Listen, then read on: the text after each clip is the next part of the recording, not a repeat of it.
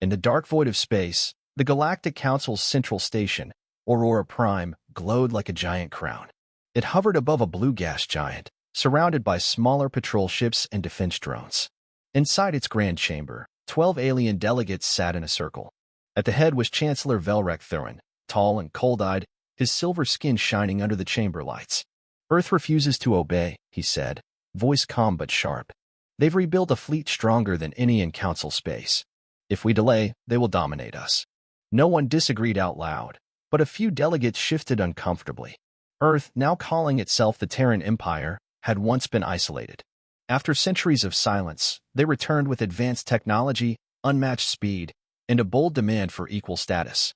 The Council, long used to ruling without question, did not like it. The Chancellor's words were followed by a vote. 11 of 12 agreed. Earth would be given one final warning. If they refused, consequences would follow. Far from Aurora Prime, deep in the Orion sector, Nova Terra gleamed beneath its artificial shield. The new capital of Earth orbited a terraformed moon and housed both civilian and military leadership. It was here, in the command tower of the Terran Defense Headquarters, that Commander Alex Voss received the Council's message. Voss stood tall, wearing a black uniform with silver trim. His short-cropped dark hair and calm blue eyes gave him a steady presence. At 36, he was the youngest Supreme Commander in Earth's history, but he had earned it through skill, loyalty, and courage. The message played in the center of the war room. "To the leadership of the Terran Empire, you are ordered to disarm your fleets and submit to Council oversight. Refusal will be seen as an act of aggression. You have 5 standard cycles to respond." Silence followed. Voss turned to the generals, scientists, and politicians gathered around the long table. "This is not peace," he said. "This is control. We built our strength to protect ourselves. If we give it up now, we become slaves." One councilwoman, old and cautious, frowned. "We can't afford war, Commander. The Council outnumbers us in ships and resources." "Outnumbered doesn't mean outmatched," Voss replied. "Our ships are faster. Our weapons are smarter. We don't need to conquer anyone. We just need to stand firm." President Korin, Earth's elected leader, leaned forward. "And if they attack? Then we fight back," Voss said simply. The room fell into quiet debate. Some feared open conflict. Others feared submission more. But one by one, the voices began to shift. They remembered what Earth had endured, its wars, its rebuilding, its rise. The Council had ignored them then. Now, they only feared Earth's strength. A vote was held. The decision was made. Hours later, Earth's response was transmitted back to the Council. "The Terran Empire will not surrender its sovereignty. We reject the ultimatum. We stand ready to defend our people." On Aurora Prime, Chancellor Velrek received the reply with narrowed eyes. His jaw clenched. "So be it," he said. "Then let them learn who truly rules this galaxy." The pieces were now in motion. And far above Nova Terra, as Earth's defense satellites blinked into position and fleets began quiet maneuvers, Commander Alex Voss stood on the observation deck of his flagship, TDS Resolute.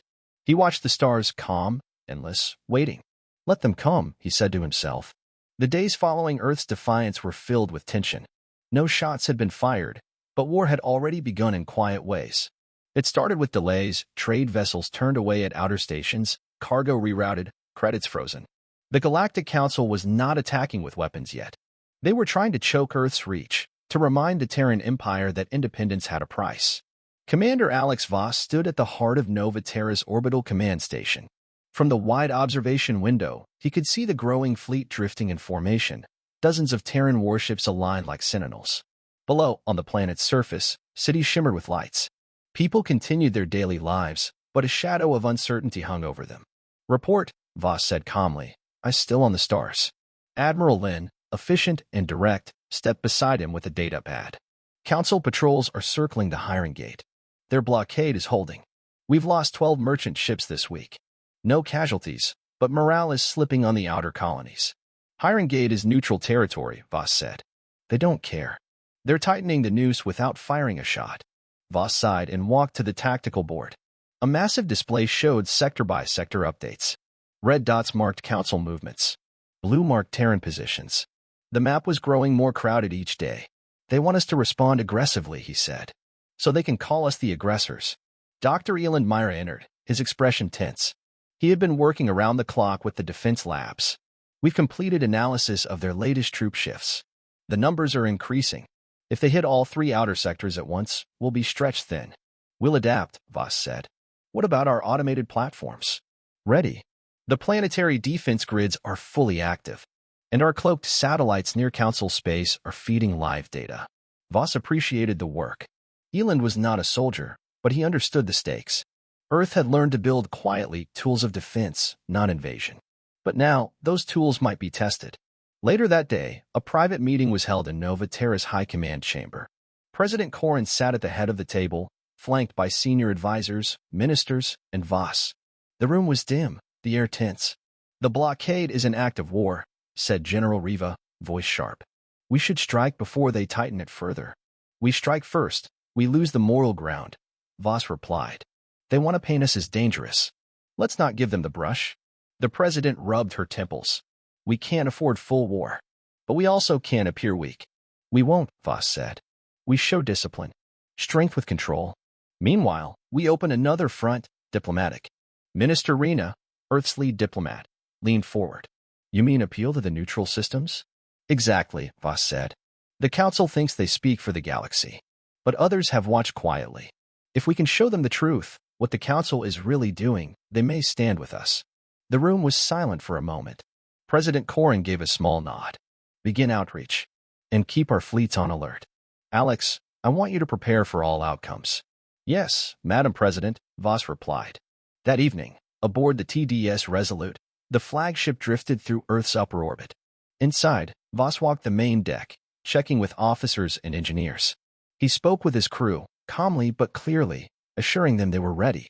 The men and women under his command looked to him not just for orders, but for certainty. In his private quarters, Voss stared at a glowing map of the galaxy. His fingers traced the borderlines of Council-controlled space. It stretched wide, but it was not unbroken. There were gaps, independent worlds, small systems, forgotten outposts. These were places where Earth might find allies. He tapped his console.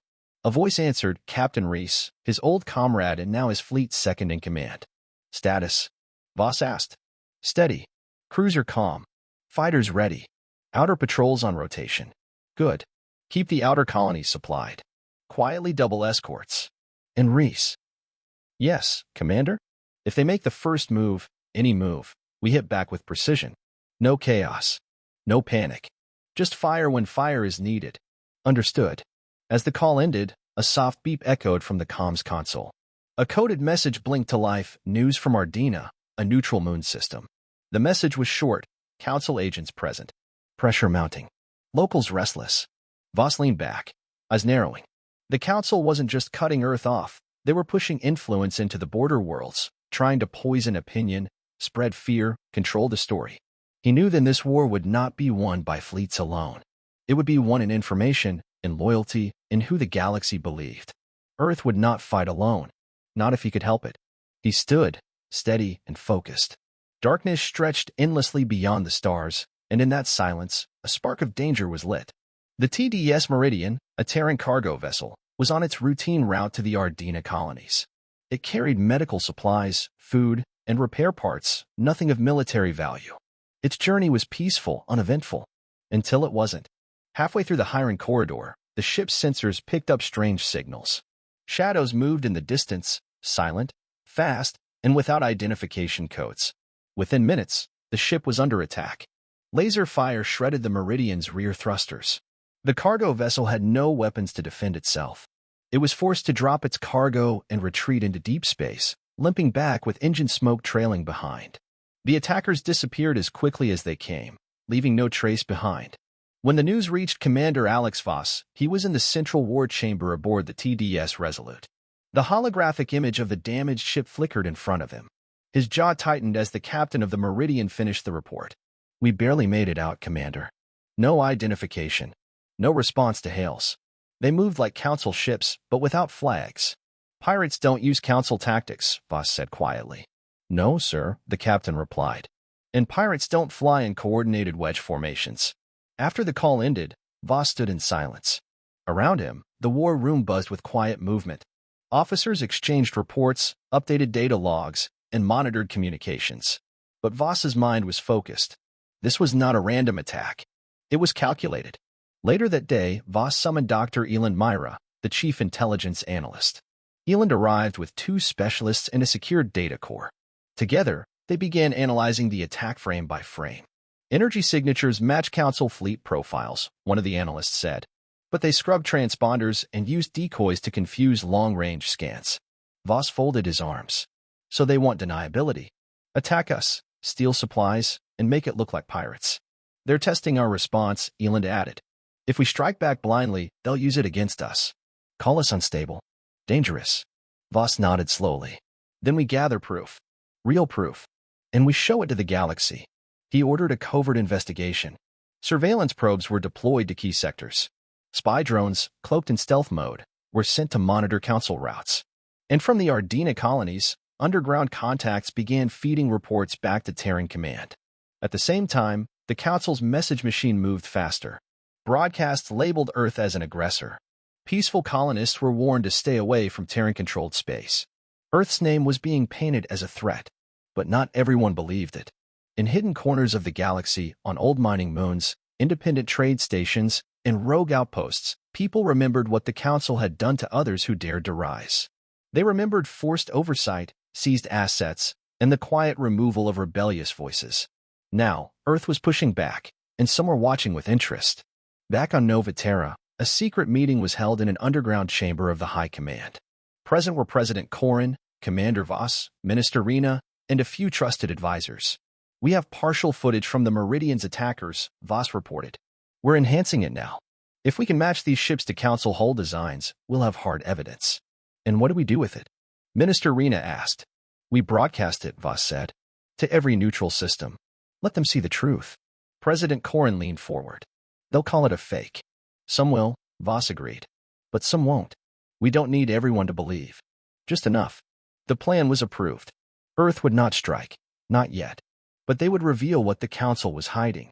That night, aboard the Resolute, Voss met with Captain Reese in the command lounge.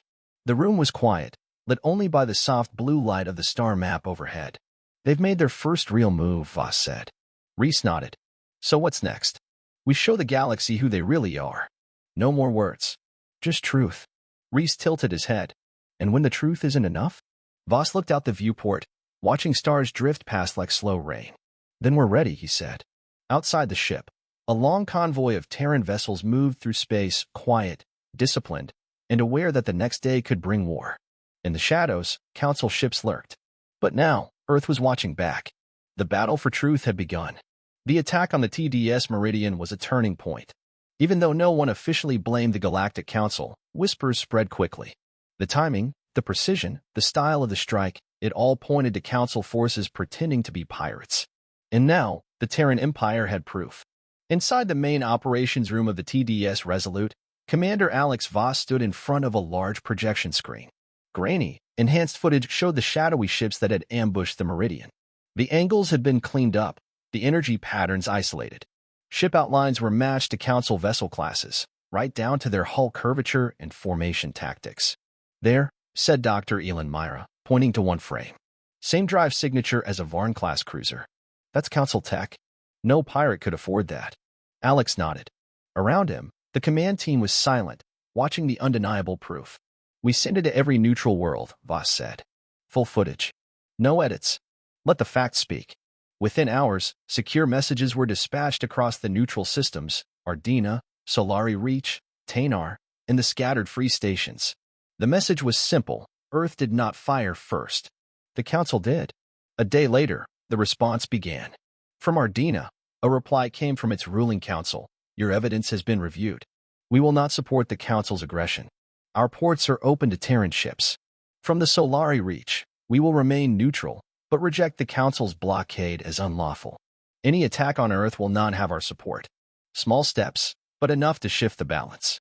Still, not everyone was united back home.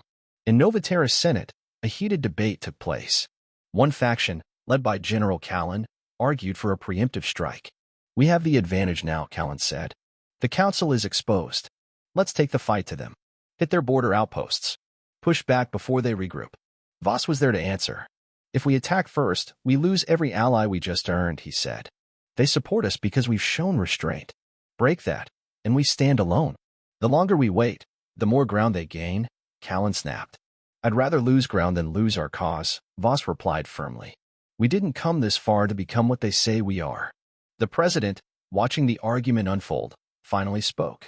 We will follow Commander Voss's plan. Defensive posture only. No first strike. The vote was close, but the majority sided with restraint. After the meeting, Voss stood outside the council chamber. The air was crisp, and from the balcony, he could see the lights of Nova Terra stretching across the valley below. He was joined by Minister Rena, who had just returned from a diplomatic outreach mission. You've made enemies, she said. Good, Voss answered without looking at her. It means I'm doing something right. She smiled faintly. You've also made allies. Taynar sent a private message. They're considering breaking trade with the council. Quietly, Voss raised an eyebrow. That's not just good. That's a crack in the wall. But cracks weren't enough. The council still had more ships, more colonies, more influence. Earth couldn't rely on sympathy alone. They needed strength, real, visible strength. Back on the Resolute, Voss met with Captain Reese and his strategic team.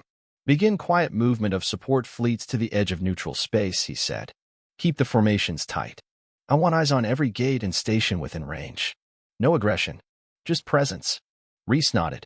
And if they provoke us again? Then we make sure the world sees it live, Voss said. No more shadows. No more silence. Meanwhile, Earth's communication channels launched a coordinated information campaign. Simple messages were shared across all open frequencies. We seek peace, not surrender. We seek safety, not dominance. We will stand, but we will not strike unless struck. The Terran Empire stands for freedom. Across the galaxy, voices began to stir. In backwater cantinas and city domes, on colony farms and starship decks, people began asking the same question. Why is the Council afraid of Earth? Back in his private chamber, Voss watched a message from an old mining colony in the Kravix Belt. A weathered miner looked into the camera and said, We've never had a reason to trust Earth, but now we've got less reason to trust the Council. You stand your ground, Commander. Some of us are watching. Voss closed the message and sat in silence. The fight wasn't just for territory now. It was for belief, for the right to stand as equals, not under anyone's boot. In the darkness between stars, the lines were being drawn. Not just with weapons, but with truth, resolve, and the slow, growing power of unity. And Commander Alex Voss would make sure Earth did not stand alone. The stars above Nova Terra were still, but tension pressed down like gravity. It had been 5 days since the Terran Empire exposed the Council's silent attack. 5 days since the footage spread across neutral systems. And now, the Council was moving. Not with words, but with warships. In Sector 9, Terran scouts reported a massive buildup near the Hiron Gate, a major hyperspace corridor linking Council space to the Terran frontier. Long-range sensors confirmed at least 50 Capital-class vessels, along with carriers, cruisers, and support craft. They weren't hiding anymore. Inside the command deck of the TDS Resolute, Commander Alex Voss stood beside a holographic table as officers updated the threat analysis. Red markers on the map showed Council fleet formations tightening around key entry points. They're forming strike triangles, said Admiral Lin, her voice controlled but tense. 3-prong advance formation. If they move, they'll hit us from multiple fronts at once. Voss studied the map. His jaw clenched. They're coming. Around the room, his officers exchanged glances. No one said it aloud, but they all understood. This wasn't a drill. The moment they'd been preparing for had arrived. We go to full alert, Voss said. Activate Phase 3 protocols. Mobilize all defensive fleets. Yes, Commander, Lin replied, already relaying orders. Back on Nova Terra, the news spread fast. Sirens echoed across military districts. Civilian channels stayed calm, but beneath the surface, preparations had begun. Civil shelters opened. Supply lines shifted to emergency mode. Families stocked up quietly. People kept working, but their eyes always turned to the skies. In the government tower, President Corrin held a final war council with Voss and other top leaders. They haven't fired, she said. Technically, they're still in neutral space. They're forcing our hand, Voss answered. They want us to panic. Or strike first. Either way, they win the narrative. And if we do nothing? They push deeper. We lose ground. We lose face. And they tighten control without firing a shot. Corrin looked at him. So what do you suggest? We hold the line, Voss said. We match their fleet. We show the galaxy we're not afraid. But we do not shoot unless they do. It was a dangerous balance. Too much restraint could appear weak, too much reaction could look reckless. But Voss believed in strength without rage. Precision, not panic. Within hours, the Terran defense fleet spread out along the frontier like a living shield. From Nova Terra to the Ardina Gate, Earth's warships took position. Hundreds of fighters flew tight formations. Stealth frigates patrolled the edges. The Resolute, flagship of the line, moved to the front. From his command chair, Voss watched the live tactical feed. The Council's armada was still advancing, slow, calculated, but unstoppable. Distance to Hiron Gate? He asked. 3,000 clicks, replied the navigation officer. Closing by the minute. On the main screen, Council ships came into view, sleek, silver giants glowing with artificial light. At the center was a behemoth, the CS Sovereign, the personal vessel of Chancellor Velrek Theron. They brought him in person, said Captain Reese quietly. He wants to watch us fall. Or make sure we don't strike first, Voss said. He's playing chess. Let's not give him an easy move. Suddenly, a chime sounded. A message request appeared on the main screen. Encrypted, Council Priority Level 1. Accept it, Voss said. The screen shifted to a transmission. Chancellor Velrek appeared, calm as ever, sitting in his gilded command chair aboard the Sovereign. Commander Voss, he said smoothly. A shame it has come to this. Your people could have had peace. We still want peace, Voss replied, standing firm. But not with a boot on our neck. Velrek smiled faintly. Strong words from a small world. You were given a chance to integrate. To be protected under our law. You chose rebellion. We chose freedom. A pause. I offer you one final chance, Velrek said. Withdraw your fleets. Disband your military. Submit to council governance. Or face consequences. Voss didn't blink. Earth does not kneel. Velrek leaned back. Then so be it. The screen went dark. The bridge fell silent. Voss turned to his officers. We hold positions. No firing unless provoked. But full readiness. This is not a drill. Aye, Commander, came the unified response. The minutes crawled by. Council ships continued to advance. Fighters deployed. Energy shields powered up. On both sides, tension hung thick like frozen air. Suddenly, proximity alerts flared. A Council destroyer crossed into Terran space. All units, weapons lock detected, the weapons officer shouted. They're lighting us up, Reese said. Do we respond? Voss's heart pounded. Everything hinged on this moment. One wrong move, and the galaxy would burn. He raised his hand. No fire. Hold steady. The seconds dragged. Then, unexpected movement. New contacts lit up the radar. Dozens of ships emerged from hyperspace behind Earth's lines. But they weren't Terran. They were neutral allies, vessels from Ardina, Solari Reach, Tanar, even rogue colonies who had quietly chosen Earth's side. Their ships weren't large, but they sent a message. They stood with Earth. The Council fleet paused. Their formation slowed. On board the Sovereign, Velrek must have seen what Voss saw. A united front. Not just Earth. A symbol. A choice. Voss leaned forward. Broadcast to all fleets. Message only. He paused, then spoke. We do not seek war. But we will not be broken. We will not retreat. We will not surrender. And we are not alone. Across the stars, every ship received the message. And the Council stopped advancing. The stars burned cold and quiet over the Hiron Gate, but no one watching believed the silence would last. Two mighty fleets faced each other across the black, one belonging to the Galactic Council, ancient and vast, the other to the rising Terran Empire, smaller but determined. In the heart of the Terran formation, the TDS Resolute stood at the front line, its silver hull gleaming with weapon systems fully powered. Inside the command deck, Commander Alex Voss stared at the display screens. Every detail was monitored: enemy movements, energy signatures, communication attempts. The Terran fleet held firm, shields up, weapons ready but idle. Council ships hovered just outside firing range. Their weapons were also armed. Their fighters floated like a cloud of insects, drifting but not striking. On both sides, thousands of lives waited for a single command that would change everything. Status? Voss asked quietly. Fleet is steady, said Captain Reese. No panic. All systems green. And the Council? Still holding. No advance in the last 10 minutes. But they're not pulling back either. Voss nodded slowly. He knew what this was. A standoff. A high-stakes game of control. In the center of the enemy formation, the CS Sovereign loomed. From there, Chancellor Velrek Theron watched. Voss knew the Chancellor was calculating, looking for a weakness. A twitch, a misfire, a nervous commander giving the Council an excuse to strike. But Earth gave them nothing. Outside the Resolute, other Terran ships held their positions. Missile frigates maintained their orbits. Heavy cruisers locked shields in coordinated layers. On the edge of the formation, Terran allies from neutral systems floated proudly, their presence speaking volumes. They had no treaty, no alliance, just a decision to stand with Earth. The presence of those neutral ships had changed everything. Inside the war room on the Resolute, Voss reviewed the data with Admiral Lin and Dr. Elin Myra. They watched the patterns on the map. They expected to intimidate us, Lin said. And now they're hesitating. Elin pointed to a section of the Council formation. They've slowed. That squadron was scheduled to move 10 clicks forward 6 minutes ago. They've stopped completely. They don't want a war in front of witnesses, Voss said. They planned for a quiet victory. They didn't expect to be outmaneuvered by diplomacy. Just then, an alert chimed. A message request appeared on the main screen. Council transmission, Sovereign Command. Direct to Commander Alex Voss. On screen, Voss said. The image of Chancellor Velrek filled the display. His face was unreadable, his voice smooth.